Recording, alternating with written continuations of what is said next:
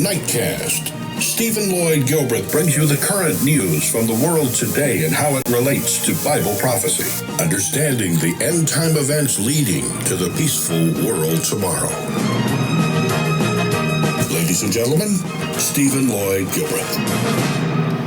Good evening, friends, and welcome to this Tuesday night, August 4, 2015, edition of Nightcast. Yeah, let's get that right. Now, okay, friends, our first story, we're going to a very, very large raging fire in Northern California. David Willis has this report from Los Angeles. In the hills above California wine country, Rocky is on a roll, growing bigger and bolder by the day. Fueled by record high temperatures and 4 years of drought, fanned by lightning strikes and malevolent winds. That's a big problem for us because then we don't have one direction that the fire's going, it's going in several directions. A military-style operation has been mounted to fight the fire. The efforts of thousands of firefighters on the ground, complemented by water drops from helicopters overhead. Yet they failed to make an impact on this massive inferno. Some properties have already been destroyed. Thousands more lie in Rocky's path. This father and his son returned home to find that virtually everything they owned had been destroyed. You got to be strong, and I'm young, so I can start over. In this steep and rugged terrain, they are literally fighting fire with fire, carrying out controlled burns in order to starve the fire of fuel.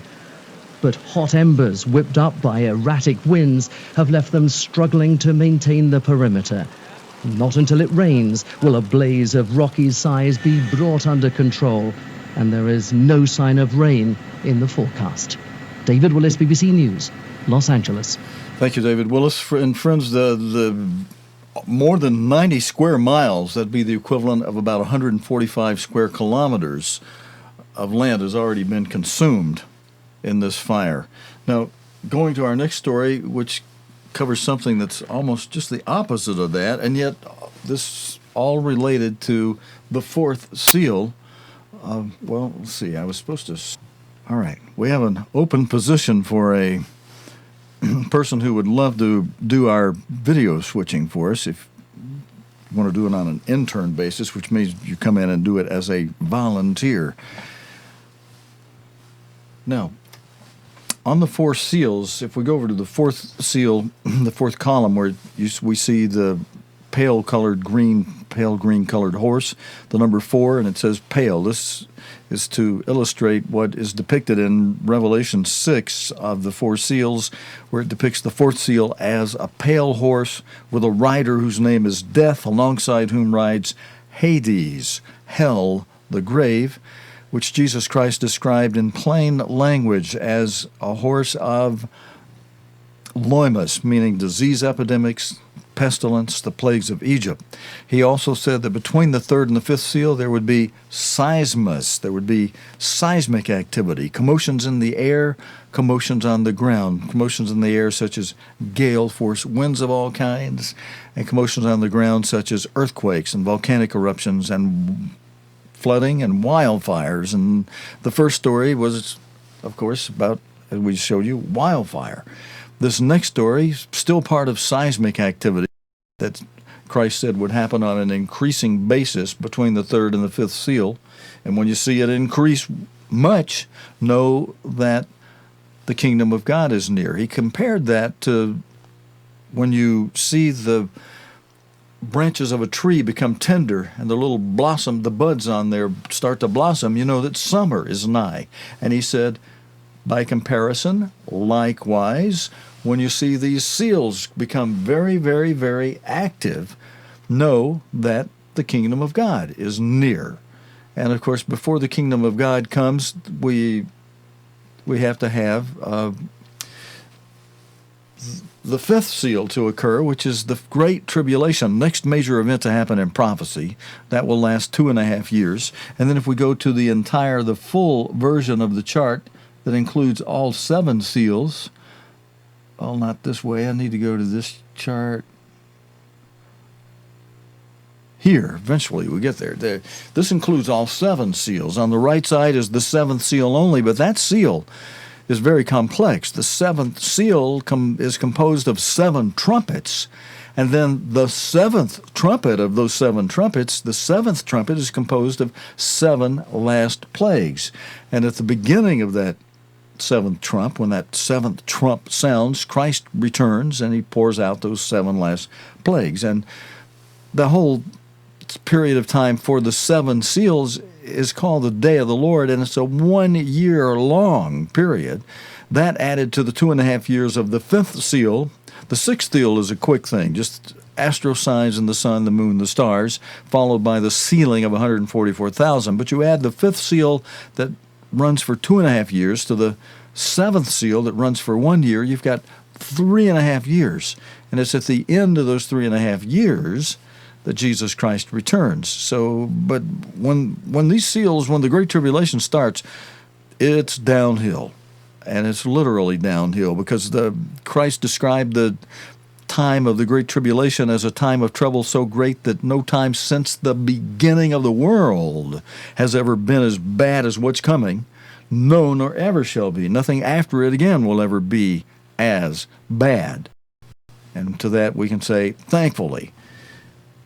Well, our first story related to the 4th seal in the sense of seismic conditions was wildfire, consuming over 90 square miles of land in Northern California.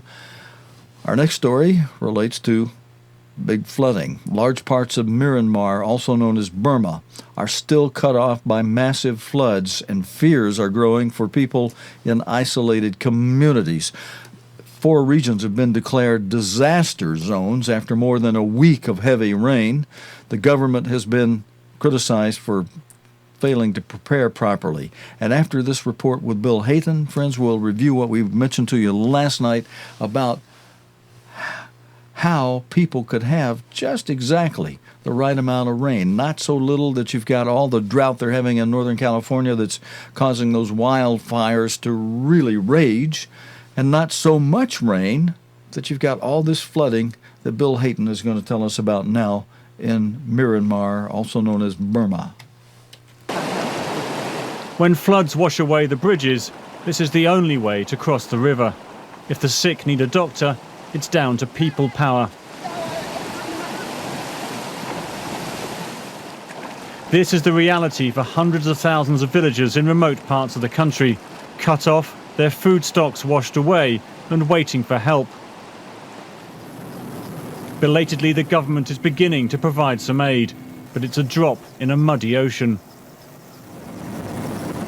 Ministers are being seen handing out food, but most of this disaster is hidden from view.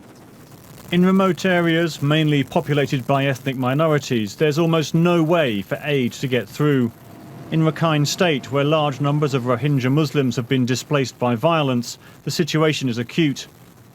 The monsoon brings flooding to Myanmar every year, but this season appears worse than usual. For years, bad news like this was suppressed by the military regime, but this time the people are hearing about the disaster. And that's prompted criticism of the government's failure to properly prepare. The arrival of democracy is forcing them to respond. Bill Hayton, BBC News.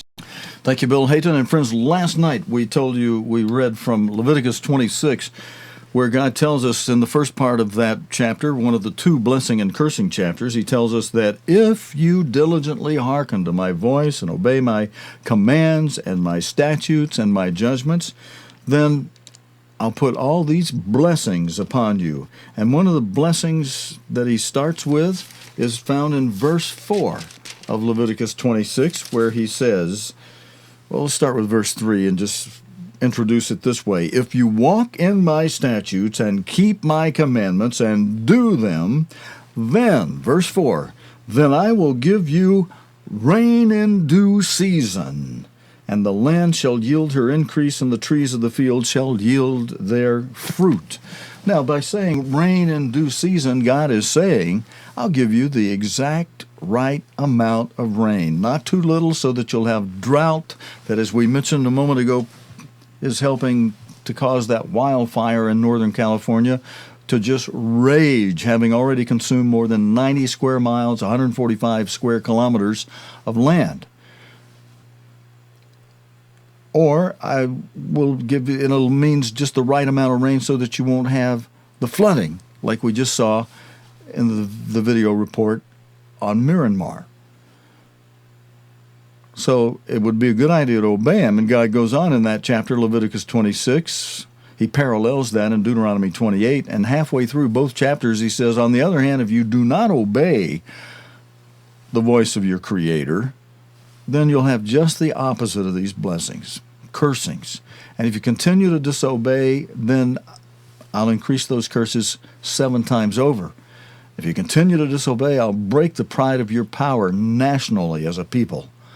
And if you continue to disobey still, and you are one of the blessed nations of modern-day Joseph today, his sons Ephraim, who are the modern-day people of the United Kingdom, or Manasseh, who are the modern-day people of the United States, he says then, through the prophet Ezekiel, if you continue to disobey me, all of your cities will be laid waste. In other words, I'll allow your enemies of Europe to drop nuclear. They will be enemies at that point in time, very much. And they will drop, and they have been. It's just that we're in some kind of a stage where the United States has had enough power given to it. It's been able to thwart our European enemies. But that's changing. And if we continue to disobey, God will allow our European enemies to drop missiles of nuclear bombs on all of our cities, so that, as Ezekiel said it in chapter 6, verse 6, all, without exception, all of your cities will be laid waste, not a city unscathed. And if you're lucky enough to live in a suburb where you can awake and see what's happening, and I say lucky, maybe you'd be luckier and wish you had been blown up in the explosion, the direct hit, once all this happens, because those who are left alive will then be taken captive by our European enemies, and you'll suffer captivity and slavery, much akin to what happened to the Jewish people during the Holocaust. So it behooves you as an individual to obey your Creator. Look at His law and His book, and get on your knees and ask God to give you His Spirit to help you obey Him. And if you really want to do that, and you learn some of the things you should do, such as keeping God's Sabbath and knowing when His Sabbath really is, not as they teach you in some Protestant churches, or as they taught me as a little kid as I was growing up, trying to tell me that first day of the week was the seventh day of the week. Don't work that way. And the Catholic Church would be glad to tell you that you won't find any place in the Bible that sanctions worshiping on the first day of the week, and that they changed the worship day from the seventh to the first day. So when you are worshiping on the first day of the week, you are making yourself a daughter of the Catholic Church. You're really following the leadership of the Catholic Church, even though you call yourself Protestant. And more Protestants are just saying, well, we're going to line up with the Catholic Church anyway. Now, friends, talk about Europe, and Europe being used as, and especially one country in Europe, the modern-day Assyrians, that God says He will use as His agent to punish His sons of Israel who disobey Him in the latter days. Those European cities, we've been covering the news about how they've been having a big fight with the migration, the huge migration problem they've been having there, especially most recently the migration problem they're having between England and France involving that Eurotunnel. 100 extra security guards have been stationed at the Eurotunnel terminal in the latest attempt to tackle the crisis at Calais. It's estimated there are 3,000 migrants in the Calais area, many of whom are continuing their attempts to reach the UK. But Foreign Secretary Philip Hammond says the UK has got a grip on the situation. Simon Clemenson reports. As night follows day, the migrants return. So too the authorities. This is about numbers. Those trying to get to Britain band together to break through fences. Those trying to stop them need bodies on the ground too. The government says the measures it's taking, including drafting in more guards, are having an effect. These people on their way back to the camp. A 6-mile walk for this youngster late at night. At base, failed attempts are wrapped in plaster. There is little to do here but plan how next to try to make it through the tunnel. And for the lorry drivers, the costs are continuing to mount up. In some cases, the insurers are actually saying we'll refuse to actually insure a product going through Calais now. That's a cost that's being borne by the hauliers, and that's having a big impact on potentially taking businesses out. Ministers believe the crisis is tailing off. They may be right, but try telling that to them. Simon Clemison, BBC News. And friends, more involving the United Kingdom. The UK is to extend the duration of its air operations against the so-called Islamic State, IS, by an extra year until March 2017, the British Defense Secretary has said during his visit to Iraq. In an interview with the BBC, Michael Fallon said by the end of this month, the UK will send extra military advisors to Iraq to help train more army troops. But he ruled out the possibility of Western ground troops being committed to the fight. The BBC's Ahmad Mayer spoke to Mr. Fallon in Baghdad. The British Defense Secretary Michael Fallon in an unannounced visit to Baghdad. He wanted to reassure the Iraqi army generals he met at a joint Iraqi coalition operations room that the fight against the self-proclaimed Islamic State group was the fight of the UK as well. For nearly a year now, the UK has been the second largest contributor to the US-led air campaign against positions of the IS extremists in Iraq and Syria. In an interview with the BBC, Mr. Fallon rejected criticism that the UK's contribution, less than 5% of the US-led airstrikes, is modest at best. Well, we don't accept that. We've been playing the leading part in helping, alongside the United States and other allies, in helping the government of Iraq deal with ISIL. Mr. Fallon says the US-led air campaign has largely weakened the IS fighters on the ground, and he has a new announcement to make. I've announced that the 3rd Tornado Squadron that's been helping in the air campaign, which was due to be disbanded next spring, is now going to be extended for at least another year. The US and the UK both have rejected sending combat troops and are confident that the Iraqi army would deal the final blow to the so-called Islamic State. But the Iraqi army largely collapsed when it lost the 2 strategic cities of Mosul and Ramadi. Some wonder what's the point of spending more money and training on Iraqi army troops who lost the will to fight, according to the American Defense Secretary. Well, I don't think we are going to see another retreat. I've been at the Iraqi Control and Command Center today talking to Iraqi officers about their progress in recapturing Ramadi. And that campaign is taking time, but it is going well. The battle to retake Iraq's largest province of Anbar from the militants is seen as a crucial test of the ability of the Iraqi army and its allies. And the battle is likely to be one of the decisive episodes of the war. Ahmed Maher, BBC News, Baghdad. Okay, friends, I was just attempting to look up a scripture. I think it's either in Jeremiah 17 or Isaiah 17 that talks about the Egyptians today and why they are very likely to disagree. It's not Jeremiah 17. I was thinking it really is Isaiah. Go back before Jeremiah to Isaiah 17, where it mentions the... I'm not sure if I have the right place. I'm doing this live on the air, and we'll see if I hit it or not. Where it mentions a place where it mentions Egyptian against Egyptian. Well, I should have my electronic concordance here with me so I could boom, get right to that for you. But I'll bring that up again. This Egyptian thing there's more coming out of Egyptian that's going to have Egypt more and more in the news. And Egypt is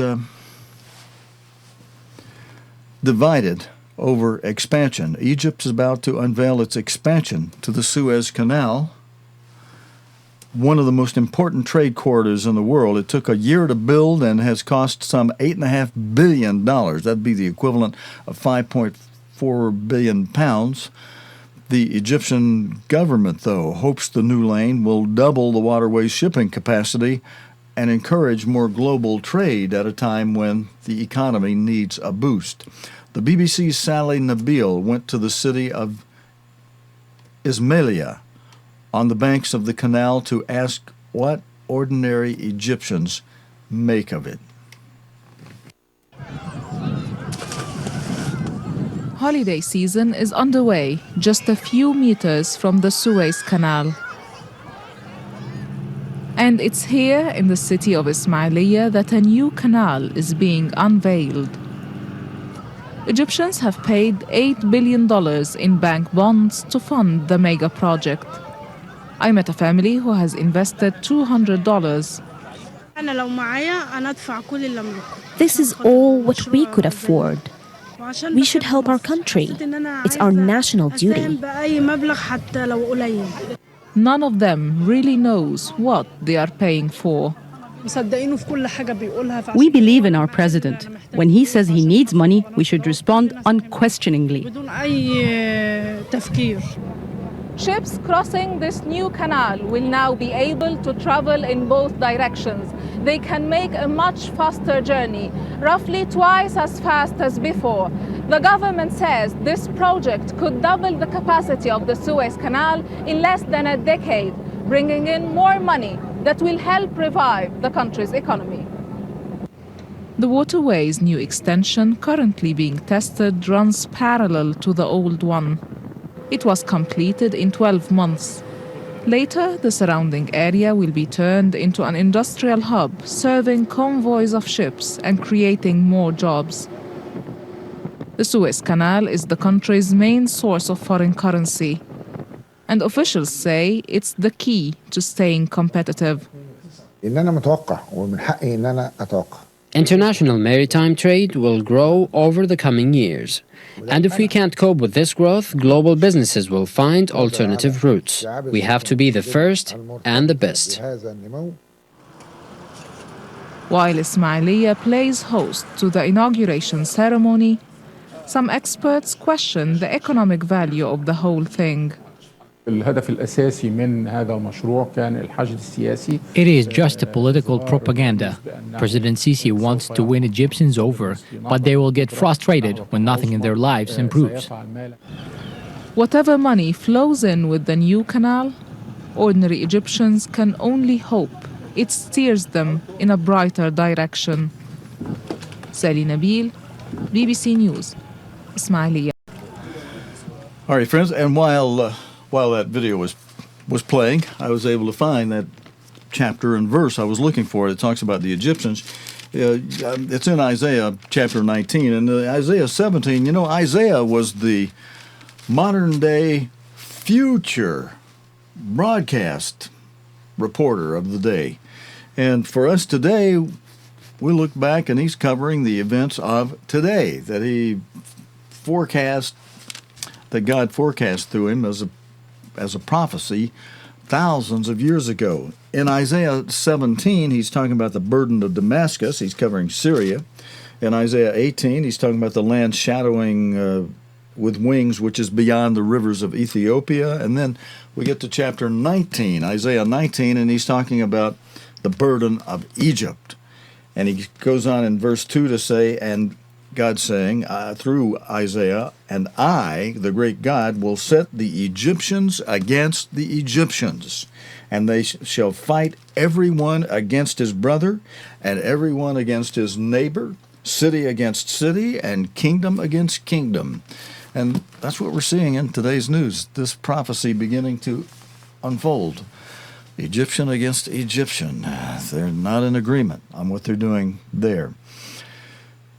Now, friends, let's go on to news from Pakistan. Pakistan has executed a man convicted of murder some 11 years ago, despite objections from human rights groups and the United Nations. Shafqat Hussain was found guilty of kidnapping and murdering a child in 2004. His lawyers say he was 14 years old at the time of his conviction and that his confession was extracted through torture by police, but authorities have denied this. Shamay Khalil reports from Islamabad. Shafqat Hussain's body driven out of jail. The months of appeals, campaigns, and media attention have finally been turned down, and he was executed in a Karachi prison. His brother was there to receive the body. What justice is this? He was 2.5 years younger than me. He was just a young man. Shafqat's lawyers claim he was 14 at the time of conviction and that he was tortured into a confession more than 10 years ago. The night before his execution, his family made a last-ditch appeal to save his life. "I am begging you," his sister said. "Save my brother."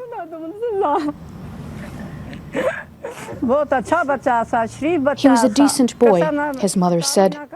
"He never bothered anyone. He left home to look for a job." The Pakistani authorities have said Hussein's legal team failed to submit sufficient evidence to show his juvenility. They insist his case was properly handled.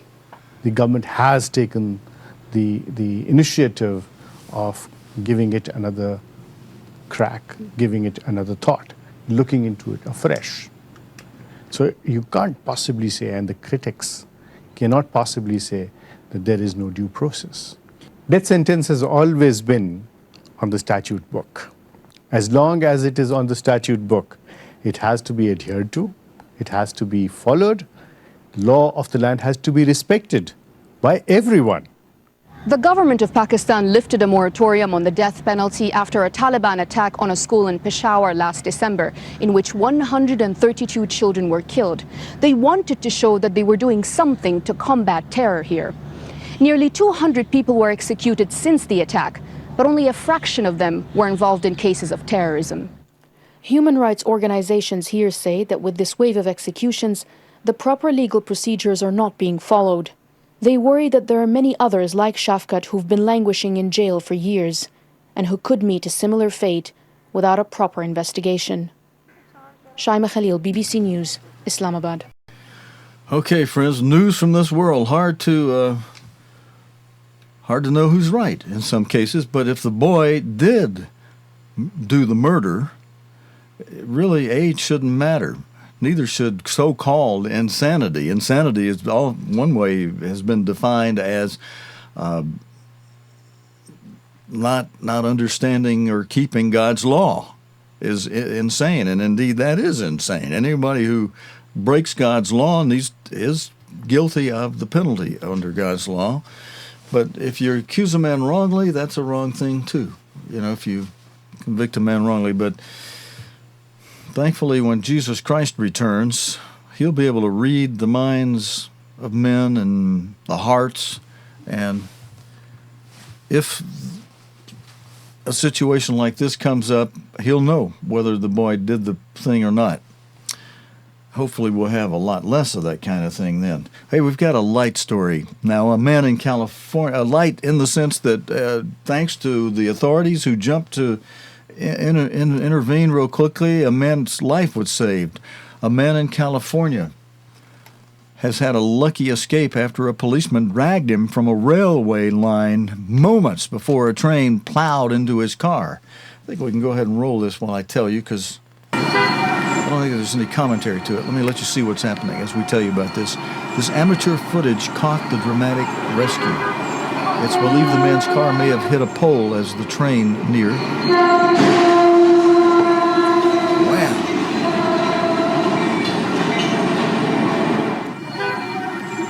Here's a little closer view of it.